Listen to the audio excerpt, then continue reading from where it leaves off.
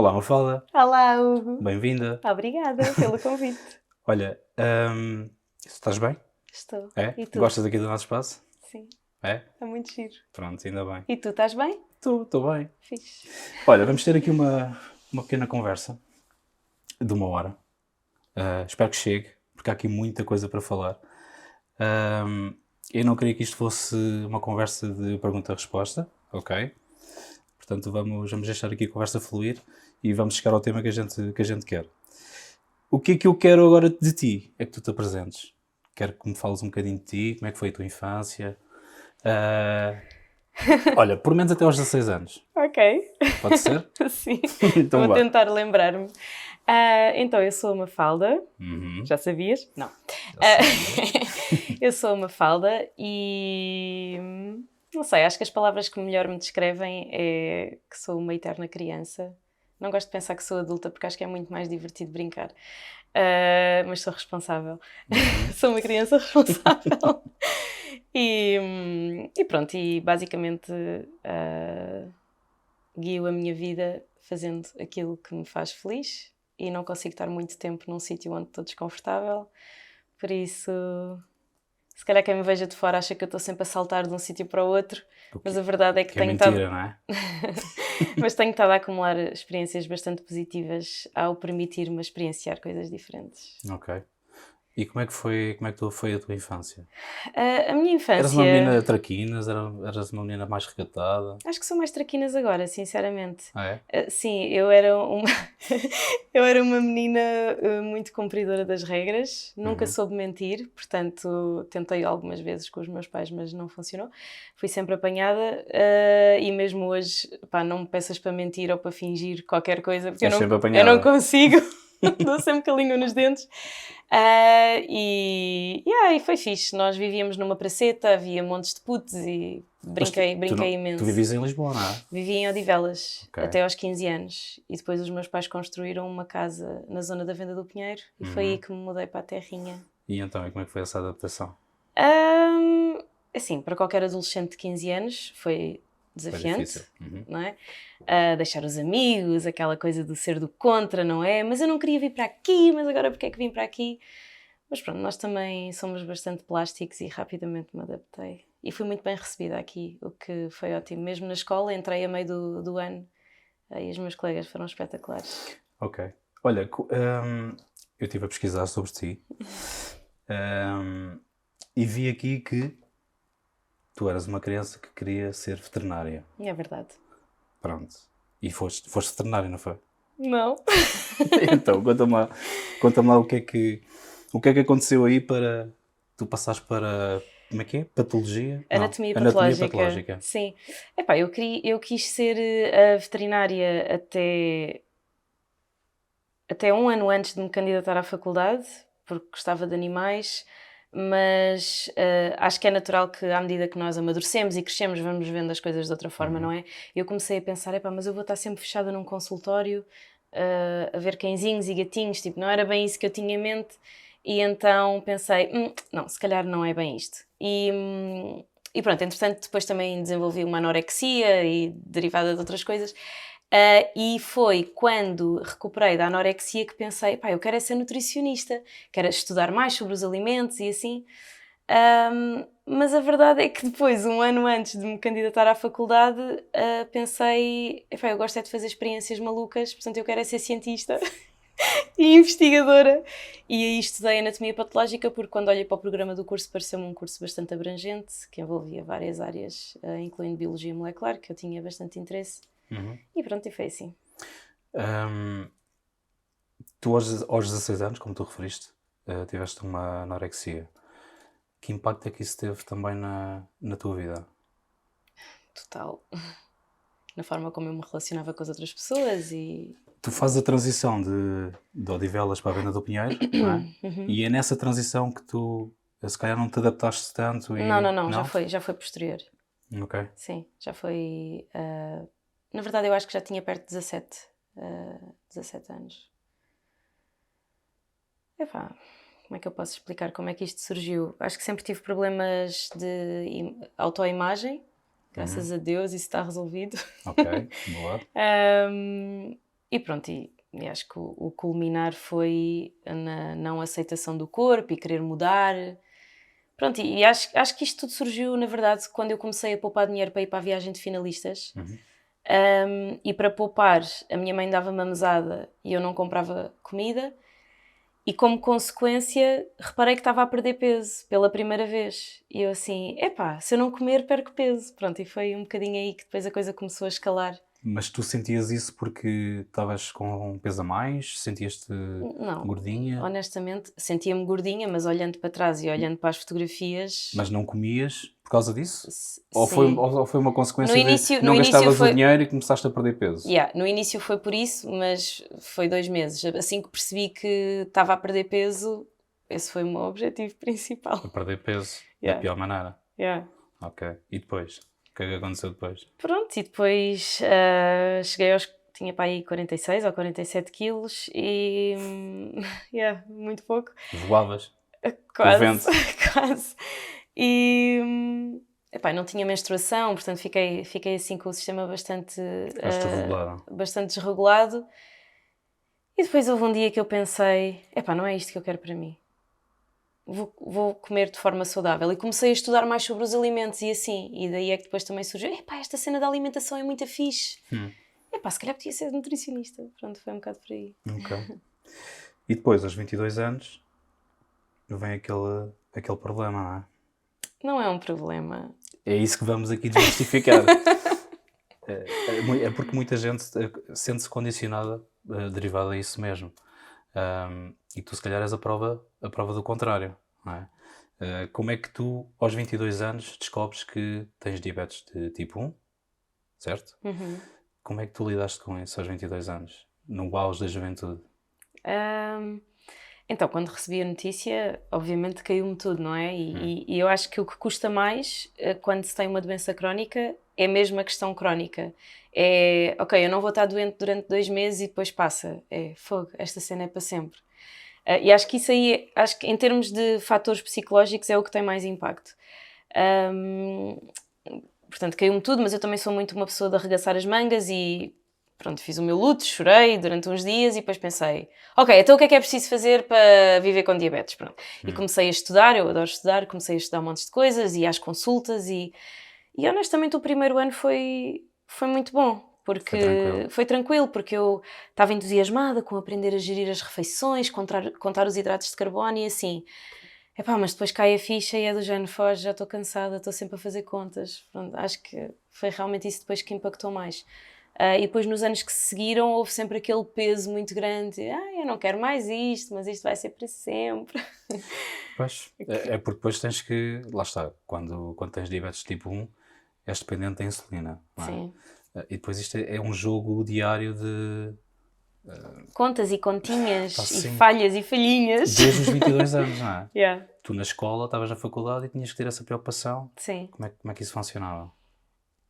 Assim, a única preocupação que eu tinha que ter era saber o que é que ia comer, não é? E injetar insulina antes de comer. Assim, na prática não teve um impacto assim tão grande. Só tinha que me injetar. E sempre o fiz à frente das pessoas, portanto... Não sentias um desconforto? Não, sempre o fiz com muita naturalidade. Nem eras olhada de outra forma pelos teus colegas? Sim, às vezes as pessoas olhavam, mas aquilo até me dava alguma motivação do género, porque eu queria instruir as pessoas e explicar, malta, isto é só diabetes tipo 1, tipo, não é nada do outro mundo e não sei o quê. E às vezes até gostava que as pessoas olhassem e que perguntassem, ai, coitadinha, mas o que é que se passa? E isso dava-me uma oportunidade de contar a história de uma forma diferente.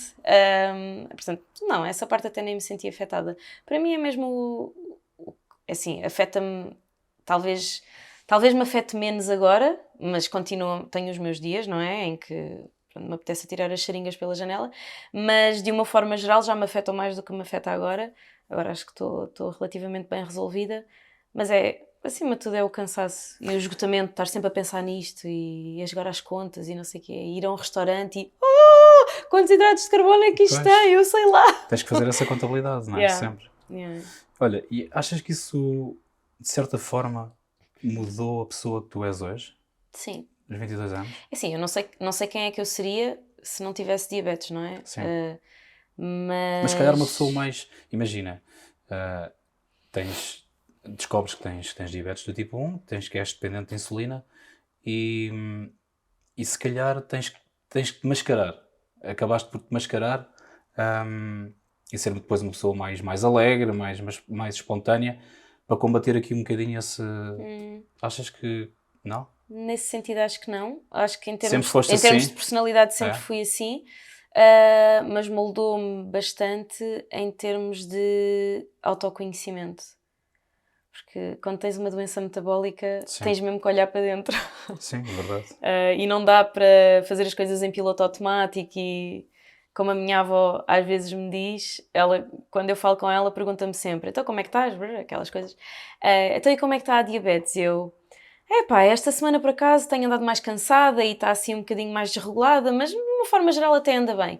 E ela diz-me sempre uma coisa que é: a tua diabetes é o teu barómetro, não é? E é que é mesmo, porque basta uma coisinha não estar bem cá dentro, seja um distúrbio emocional, mesmo que não seja uma coisa muito, sei lá, estou triste com alguma coisa, ou estou muito contente com alguma coisa, ou não dormi o suficiente, ou não fiz exercício físico, isso transparece logo nos meus valores, não é? Nos valores de glicémia.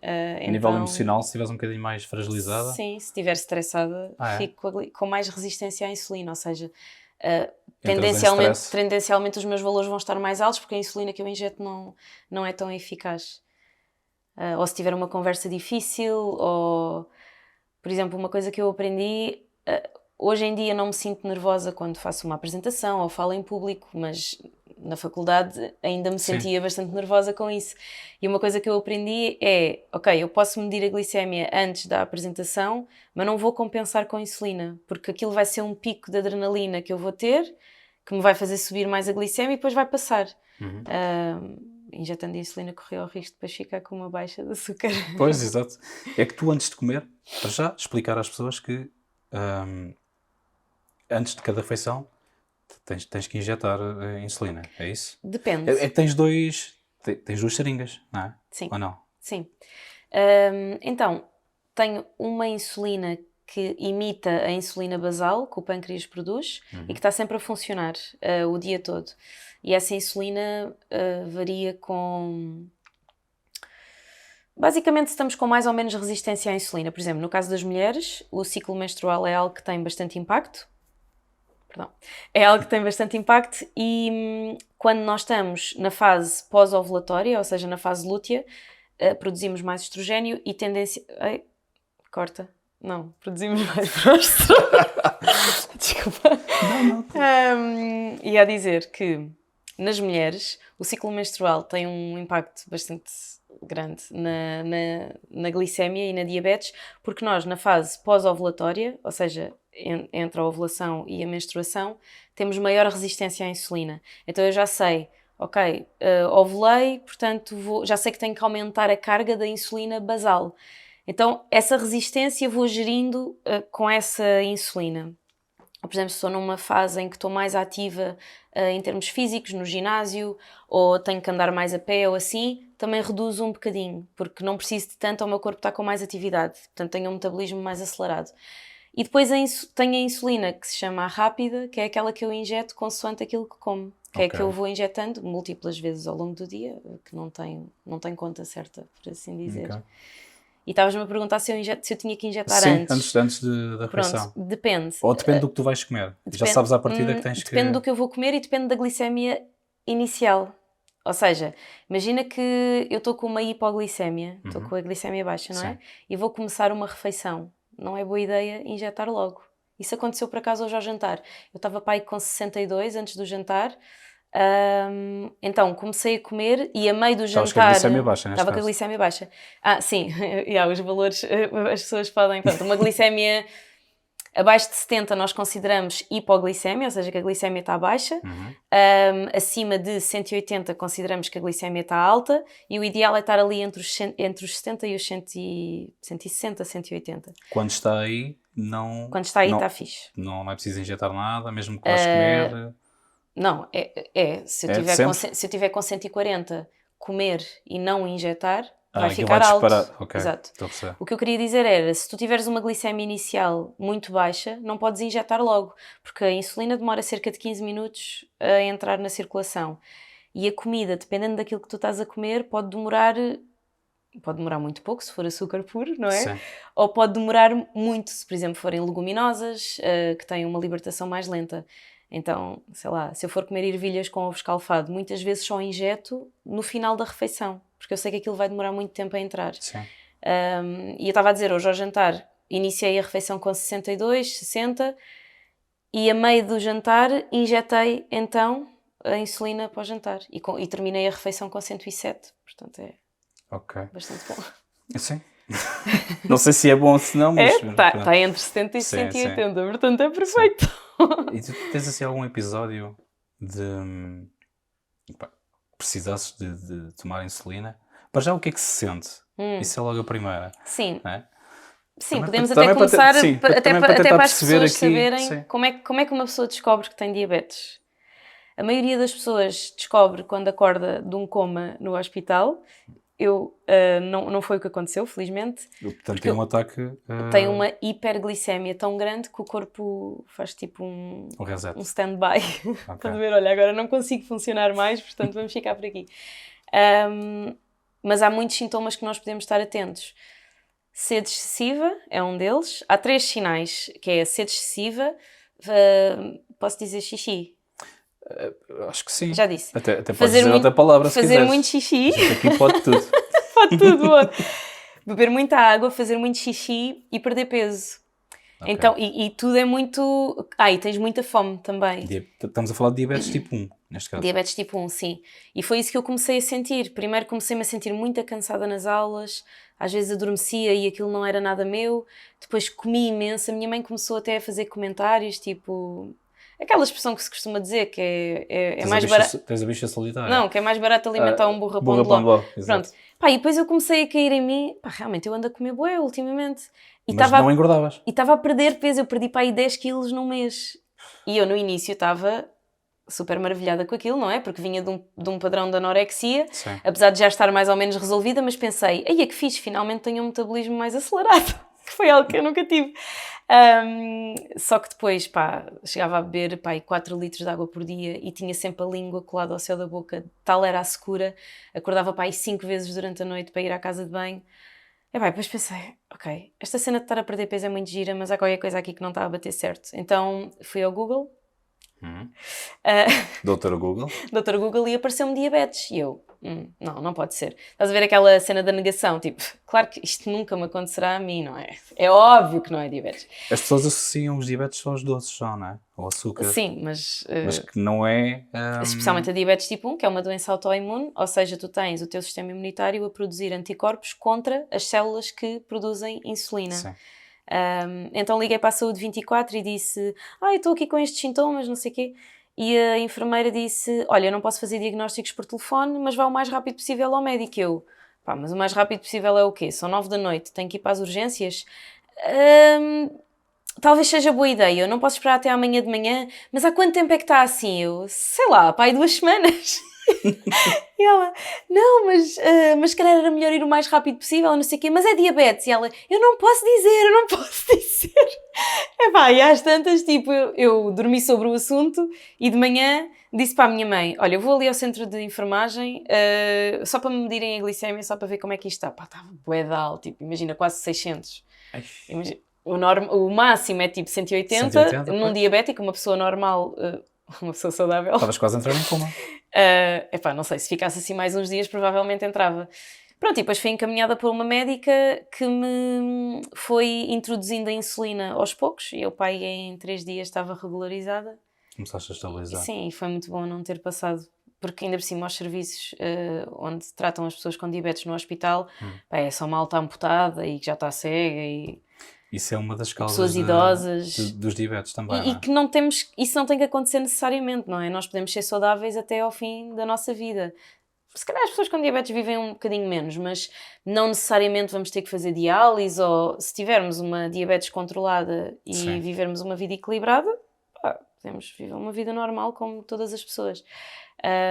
Mas deve ser um choque muito grande, não é? Para quem é diagnosticado, abre os olhos e tipo, onde é que está a perna daquela velhota?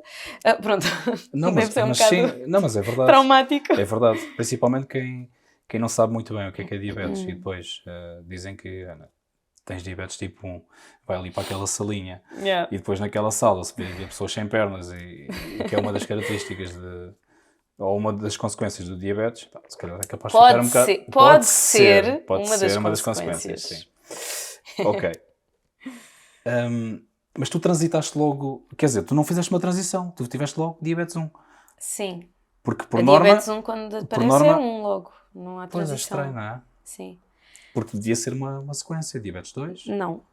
Quando é autoimune é O dia- direto, Ok. porque tu estás a produzir anticorpos contra o teu corpo. Mas Portanto, diabetes 1 não é, ou tu nasces com diabetes?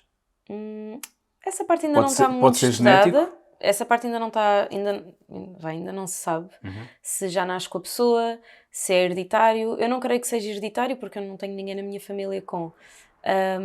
Poderá nascer com a pessoa e só se vir a manifestar uns anos mais tarde. O facto é que é muito mais prevalente em aparecer em crianças e não em adultos, como é o meu caso. Mas pronto, essa parte ainda não se sabe, ninguém sabe muito bem qual é que é a origem.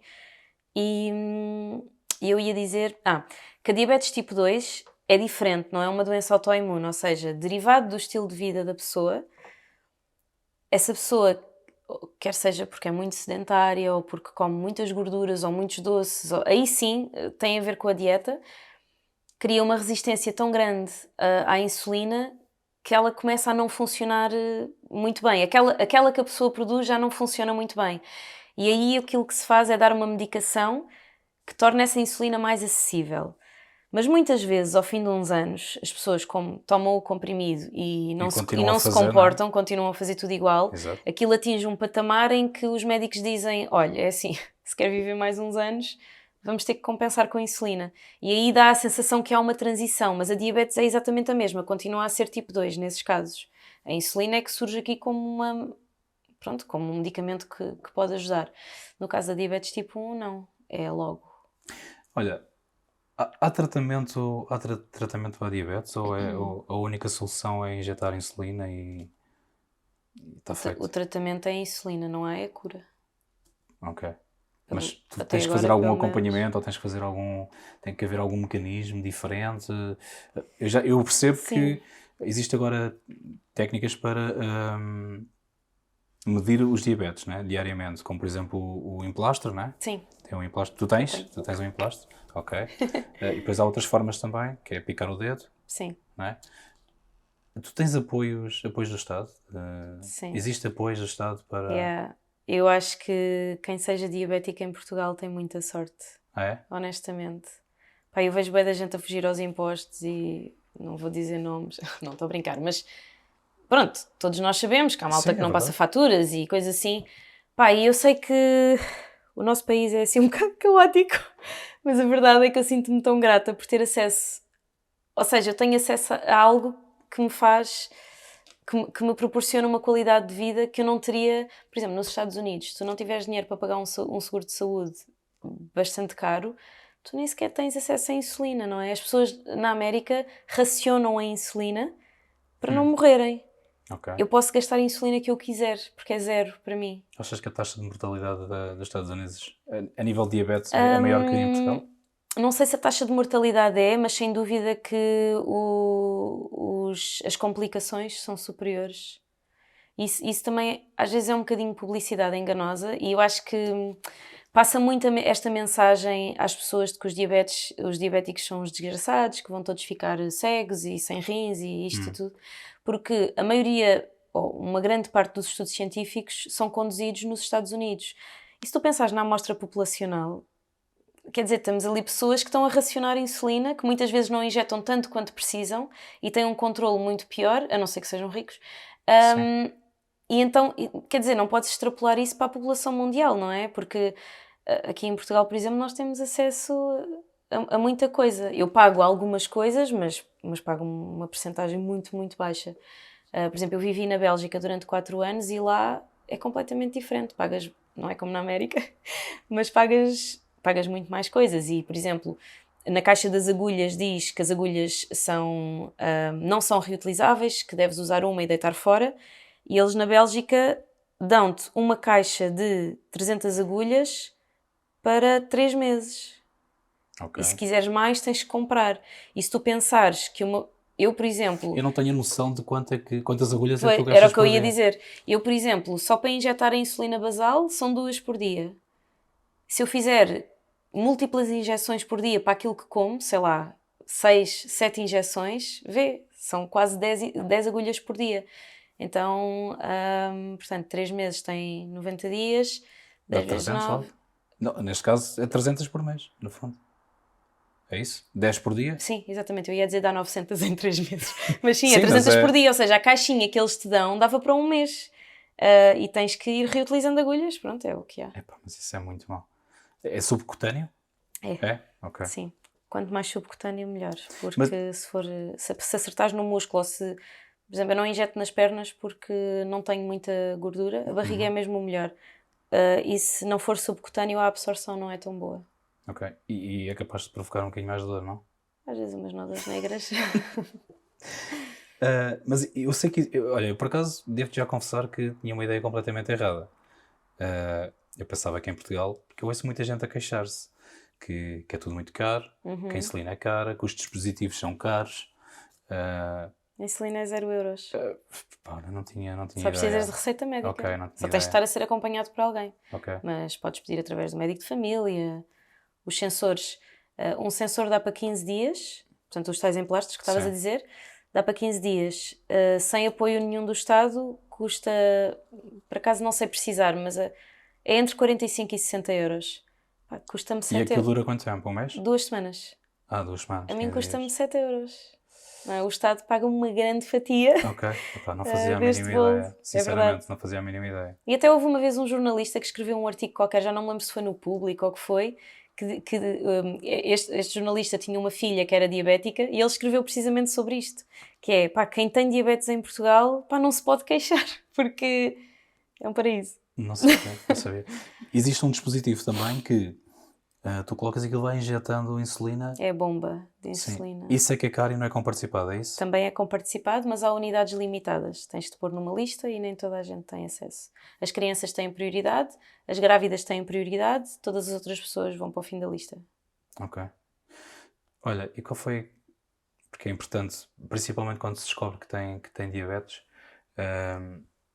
a família acaba por ter aqui um papel fundamental. Que impacto é que isso teve? Ajudou-te bastante? Eles também foram apanhados desprevenidos e foram mais caóticos que tu? Como é que é isso? Como é que a tua família lidou com isso? Sim, eu acho que eles foram apanhados desprevenidos, ficaram preocupados naturalmente, mas aquilo que... E no início estava tudo muito... Então, mas podes comer isso? Mas podes comer... Pois, depois é um massacre, não é? Yeah. Não pode, olha, atenção, não podes comer isso. Mas o que eu senti foi que ao fim de muito pouco tempo Habituaram-se. não deixaram de se preocupar, mas sentiram tipo, pá, ela consegue dar conta do recado. Pá, porque realmente eu fui uma miúda muito proativa, estás a ver, a investigar o que é que eu tinha que fazer, como é que eu podia gerir a coisa da melhor forma.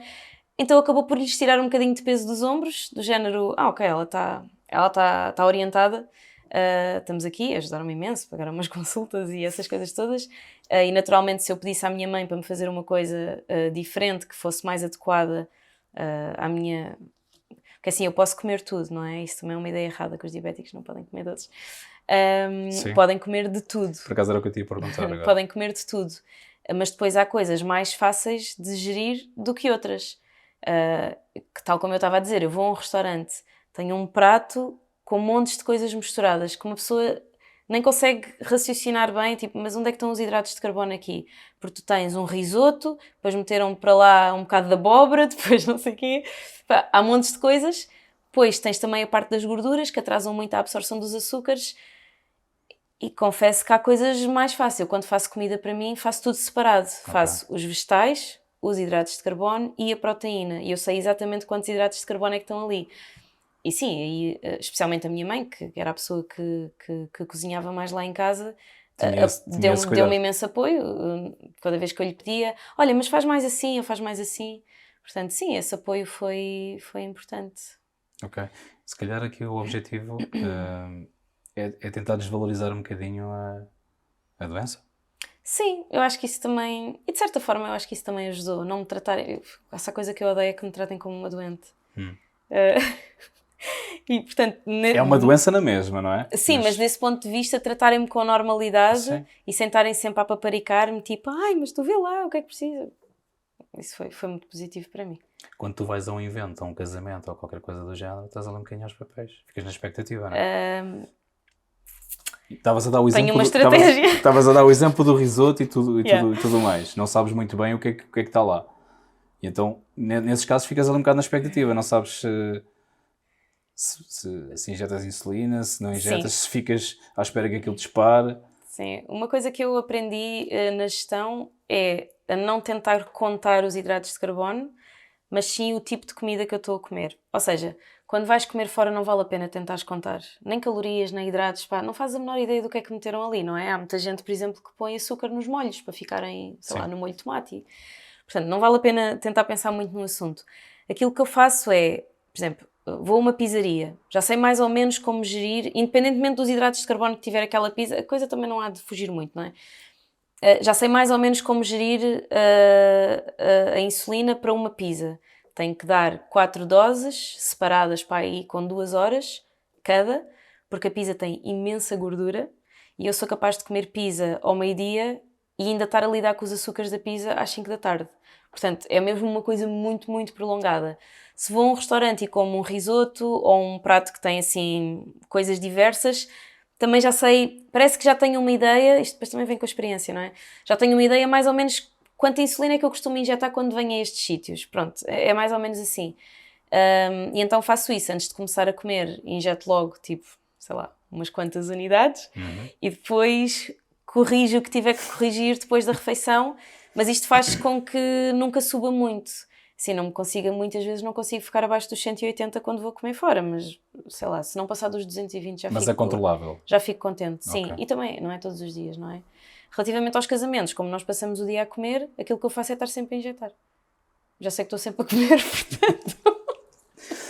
Olha, e agora pegando um bocado nisso de estar sempre a comer e sermos adultos e termos uma consciência completamente diferente, como é que lida uma criança com isto? Sei lá, nem imagino, honestamente. É porque tu tiveste a notícia aos 22 anos, para todos os efeitos já és uma mulherzinha. Sim, já tinha maturidade, até Já tens emocional, para maturidade, lidar com o exatamente. assunto Agora, e tudo. uma criança que desde pequenina tem que lidar com isso. Sim, aquilo que eu ouço dizer é que até há uma expressão muito engraçada que é diabéticos tipo 3, que são os pais das crianças diabéticas. Porque um pai de uma criança que ainda nem sequer sabe fazer contas para saber quanto é que tem que ingerir, Sim.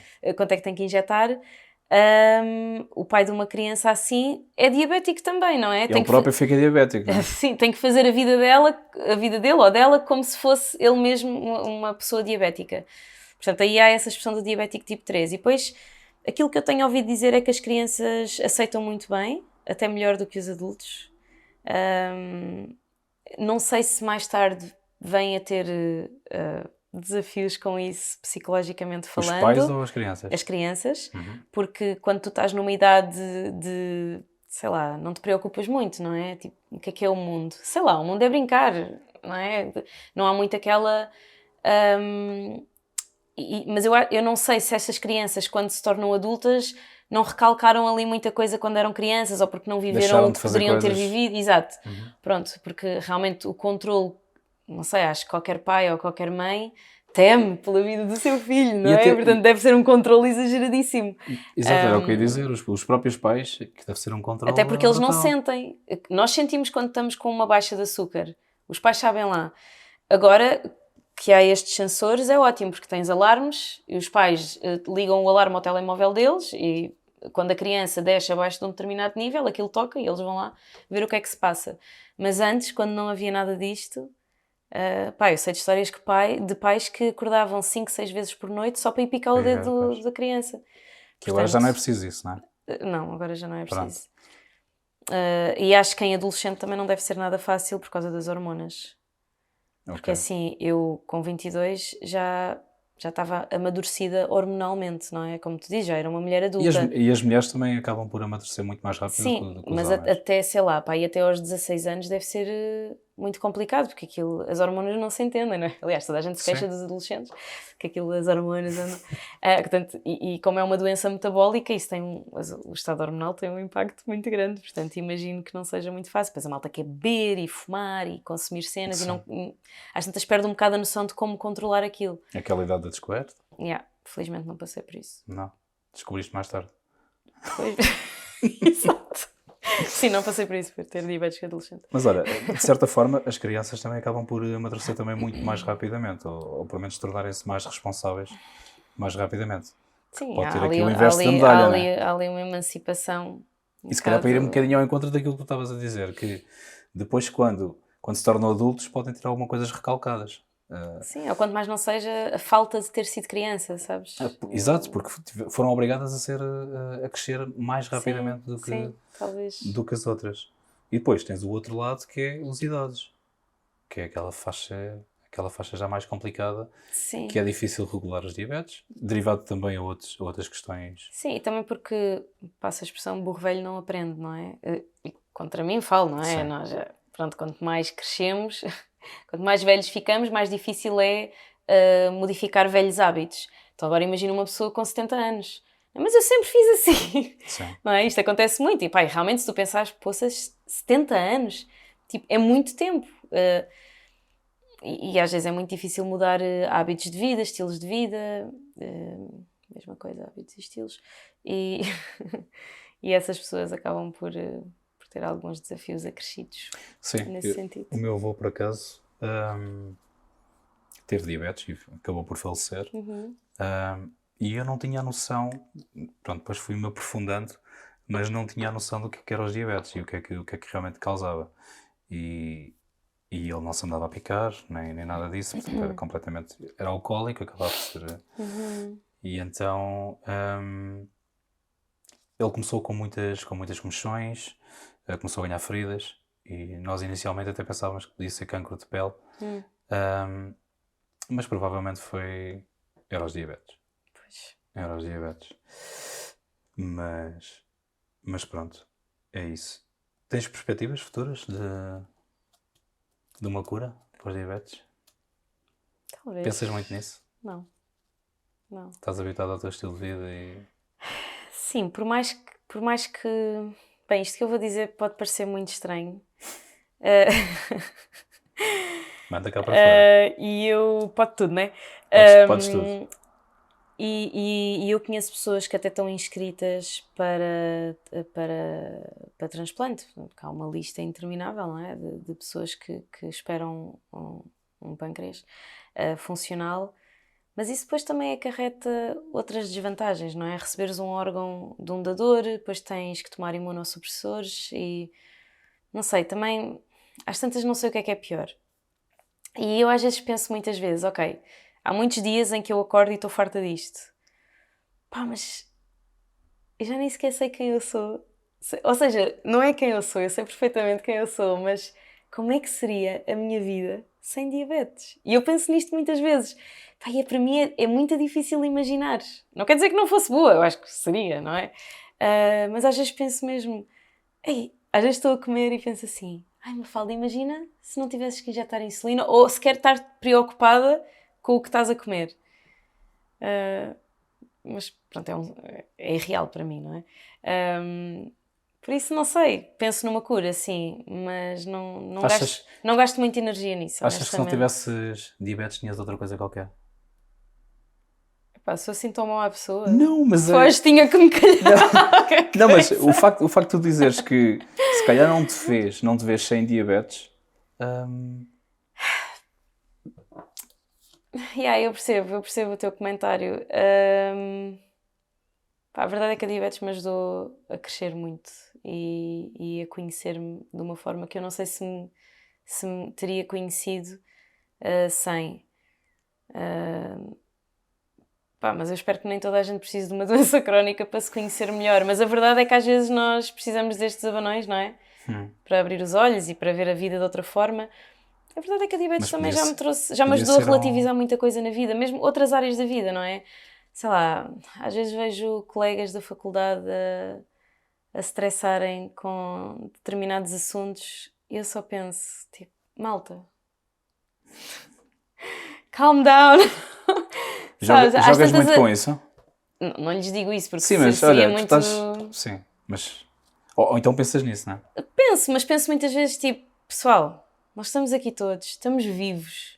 Tipo, se chumbarmos neste exame, temos a segunda época. Isto é uma coisa que nós podemos sempre fazer. Não é uma cena crónica. Tipo, vocês não vão ficar na faculdade para sempre. Nem sequer têm dinheiro para isso, não é? Portanto, isto vai passar.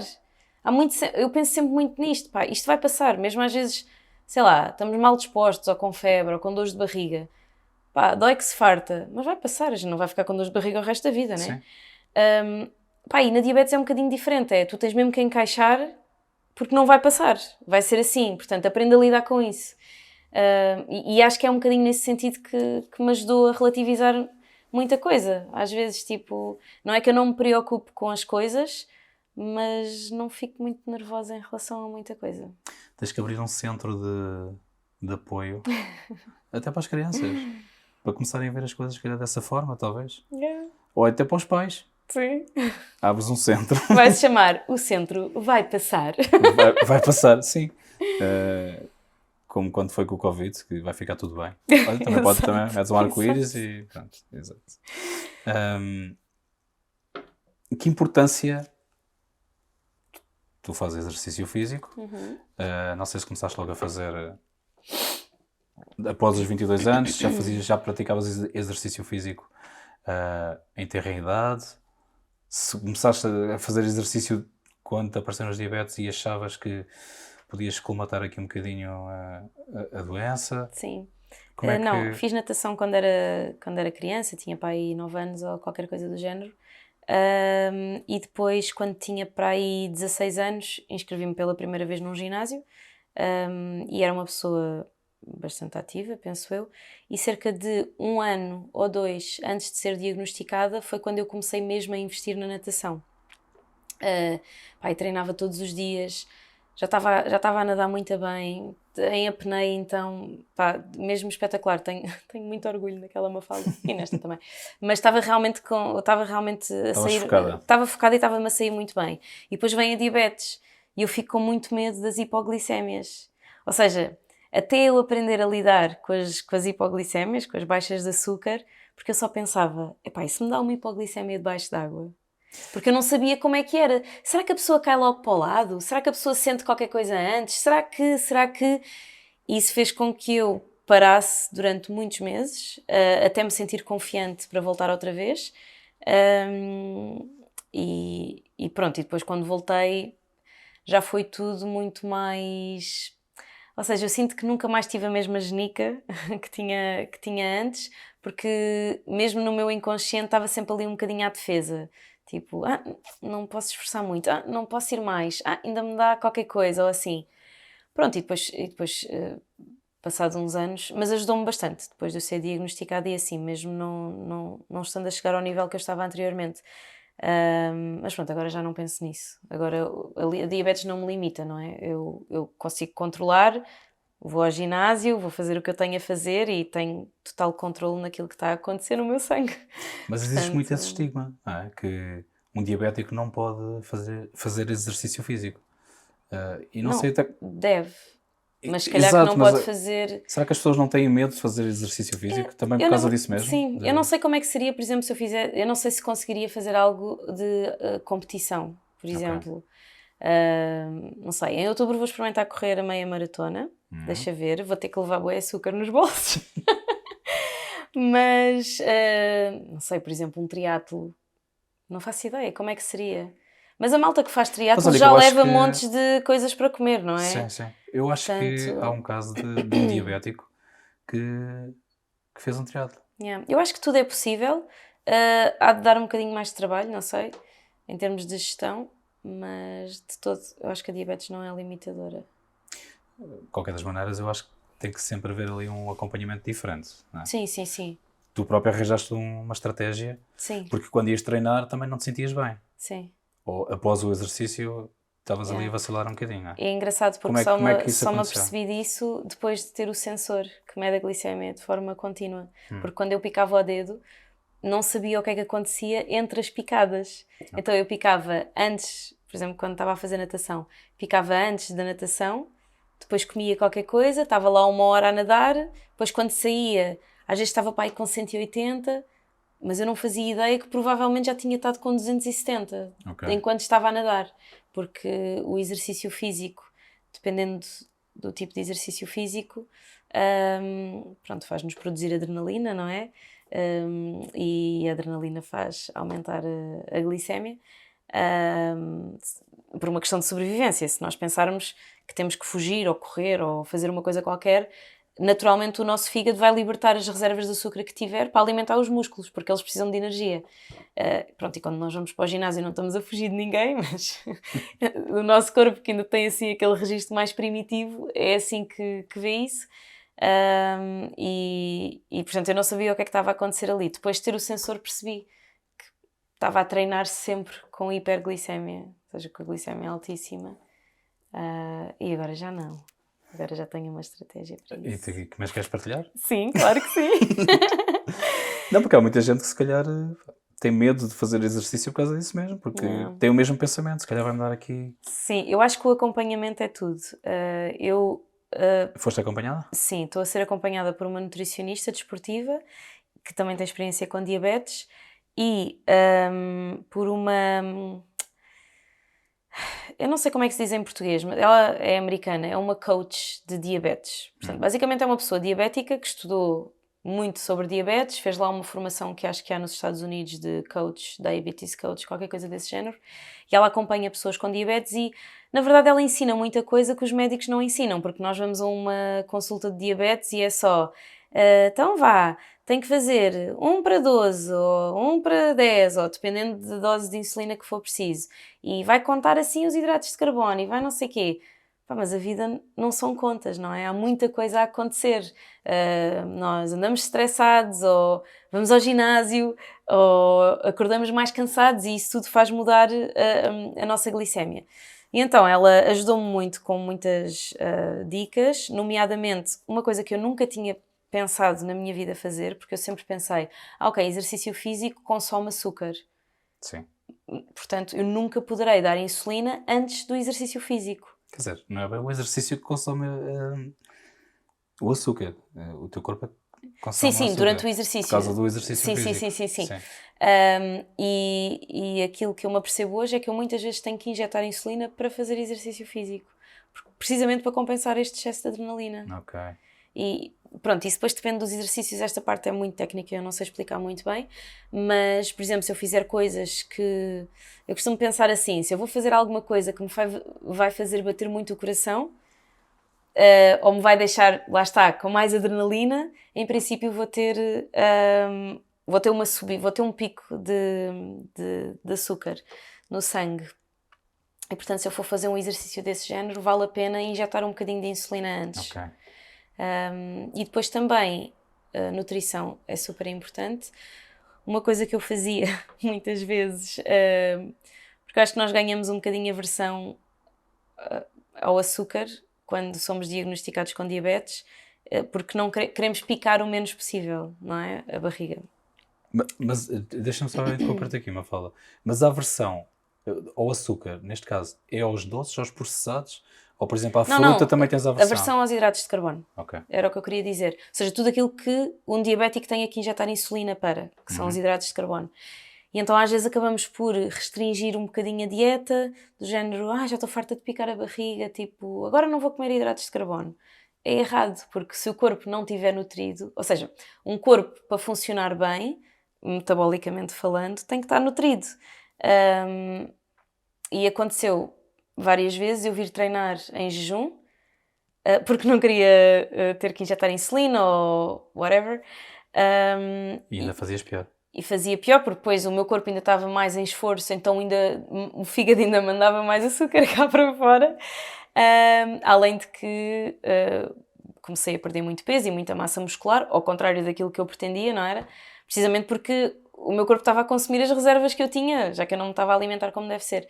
E aquilo que eu aprendi com a nutricionista foi, primeiro, tenho que estar bem nutrida, não tenho que vir para aqui depois de uma feijoada, Sim, como sim. é óbvio, mas tenho que estar bem nutrida, tenho que injetar insulina, se for o exercício físico assim o fizer necessário, e também tenho que ter em conta que, primeiro temos de ter em conta durante quanto tempo é que vamos fazer exercício e qual é que será a intensidade, não é? Dependendo disso, quantos hidratos de carbono é que vamos consumir. Agora Tu imagina... estabeleceste um limite De... para o teu exercício físico? Sabes que não podes passar daquele período? Não. Vais sentindo a coisa? Sim, há dias que me apetece 2 horas, sei lá, imagina, se eu estiver a fazer uma aula e estiver a baixar muito o açúcar, eu tenho uns shots de açúcar, tomo um shot, pá, e a coisa não está a subir, paro, aí não vou fazer mais. Tenho que ir para casa, comer qualquer coisa de jeito, porque o açúcar é muito rápido, mas também desce muito rápido, Mas não o é? sensor depois também acaba logo por disparar, não é? Sim, Ele também te avisa logo que... Sim. Mas pronto, isto para dizer que, imagina, se eu vou fazer 2 horas de exercício, eu preciso de mais hidratos de carbono. Mas tenho que pensar, mas eu vou comer esses hidratos de carbono todos 2 horas antes, não é? Portanto, tenho que arranjar uma estratégia para que estes hidratos de carbono sejam libertados lentamente, para que o meu corpo tenha acesso a eles durante 2 horas, mas não façam um pico. Sim. Pronto, e com a nutricionista eu aprendi a introduzir, esta tem sido a receita do sucesso, de manhã faço assim umas papas de aveia, pá, e 1 hora antes de ir fazer exercício. Hidratos de absorção lenta, neste caso? Sim, no entanto a aveia pode subir relativamente rápido, mesmo que seja aveia integral. O truque é meter uma colherzinha de uma pasta de frutos secos, tipo manteiga de amêndoa ou... Manteiga de amendoim? Sim, como tem muita gordura, ajuda a atrasar aquela absorção. Ok. Mas nem toda... A estratégia que tu arranjaste para ti pode não ser igual para outra pessoa. Ou achas que com um diabético a estratégia basicamente é a mesma? Assim, a estratégia nunca é a mesma porque nós temos todos estilos de vida diferentes. Sim, e metabolismos diferentes metabolismos diferentes e mesmo, sei lá, se calhar há pessoas que vão para o ginásio em esforço e há pessoas que vão para o ginásio porque aquilo lhes sabe bem. E isso, ou seja, o teu mindset faz com que tu também estejas a produzir hormonas diferentes, percebes? Se já vais estressado porque não queres estar naquele sítio e porque isto é uma ganda seca e já não posso olhar para o relógio, só me quero ir embora. Isso vai-te, se calhar, criar alguma resistência insulínica, não é? Se vais com prazer, produzes outro tipo de hormonas e, portanto, sim, há aqui um fator individual que tem que ser tido em conta, mas de uma forma geral, a manteiga de amêndoa atrasa a absorção dos açúcares para toda a gente e tens que comer o suficiente consoante a quantidade de exercício que vais fazer. A questão aqui é, já sabemos que o exercício físico ajuda até a prevenir os diabetes. Agora, quem já tem, o exercício ajuda ou não ajuda? Sim. É? Em que sentido?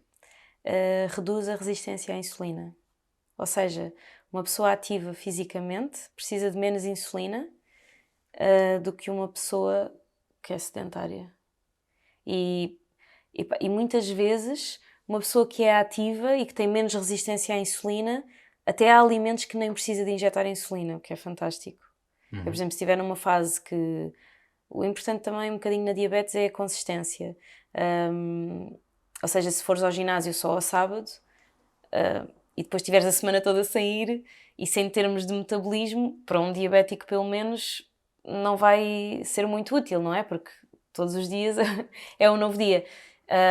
Portanto, a consistência é importante, imagina, até podes ter tempo só para fazer 20 ou 30 minutos por dia, mas mais vale isso do que deixares tudo só para um dia da semana. E se assim for, consistente, pá, às vezes até podes comer, sei lá, uma peça de fruta ou isso e nem precisar de insulina, o que é fantástico. Portanto, há picos durante o exercício, que são derivados da produção de cortisol, adrenalina, etc. Que podem ser controlados. Podem ser controlados, sim, mas no geral é bastante benéfico. Muito bem. Além de que melhora a circulação e... Faz bem à pele. Sim. Mas a parte da circulação também é muito importante, até porque previne aquelas coisas horríveis que podem aparecer. Sim. Nos Sim, pés e feridas assim. e... Yeah. Sim. Onde é que tu te vês daqui a 10 anos, Mafalda? Agora deixa-me fazer contas. É para curtir bué a vida. Tu estás na faculdade ainda, Yeah. não é? Decidiste que tinhas que tirar um curso. Não, decidi fazer um mestrado 10 anos depois de ter Pois, feito a mestrado, licenciatura. Porque eu gosto muito de estudar. Sim, Sou portanto, uma daqui a nerd. 10 anos vês-te a tirar outro curso, é isso? Não sei. É para onde a vida me levar. Ainda há 2 licenciaturas que eu gostava de fazer. Vamos ver. Mas, acima de tudo, tenho a certeza que vou estar a curtir. Olha, que conselho é que tu dás a pessoas que não só descobriram que eram diabéticas de tipo 1, como outras que já lidam com isto há uma série de anos, e que, por exemplo, não fazem exercício físico, ou crianças até, pais de crianças, que conselho é que tu dás? Eu acho que a gente ao longo desta conversa já fomos dando aqui montes de dicas que as pessoas podem agarrar. Mas qual é aqui o principal conselho que tu... Procurar ajuda, não é? Claro que sim. Mas como há muito poucos profissionais que dão uma ajuda tendo em conta a individualidade e a vida da pessoa, aquilo que eu tenho recomendado a toda a gente é irem ao Instagram e seguirem a Lauren Bongiorno, porque ela é a tal coach de diabetes, pá, e ela dá umas dicas espetaculares. É mesmo top. Tens que me dar depois esse nome que a gente mete Sim.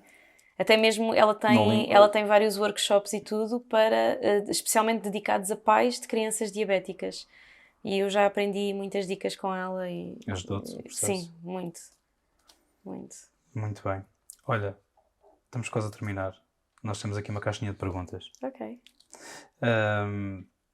Vais tirar uma pergunta e temos 4 minutos para debatê-la. Eu não sei que perguntas é que estão aqui. Mentiroso. Não sei, não fui eu que as fiz. Não fui eu que as fiz. Tá bem, vou baralhar. Vais tirar uma e depois vamos começar a contar o tempo e vamos debater. Espero que não saia uma pergunta igual àquela que saiu. Já estava marcada, que já tinha saído. Não, acho que está no horário. Portanto, pode acontecer sair mesmo. Se sair, a gente depois muda. Lês tu? Não, podes ler tu. Não consegues viver sem... Ok. É para respondermos os dois? Não, vamos... Pois, exato. Sim, é para respondermos os dois. Vamos pôr a contar 4 minutos. Vá, tu primeiro. Tá?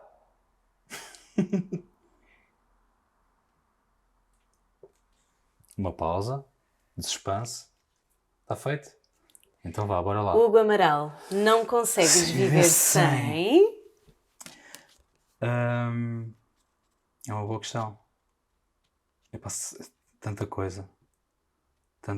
Olha, isto pode parecer clichê, mas eu não consigo viver sem o meu filho, por exemplo. Oh, tão fofinho! Agora é aquele momento que a malta começa toda a chorar.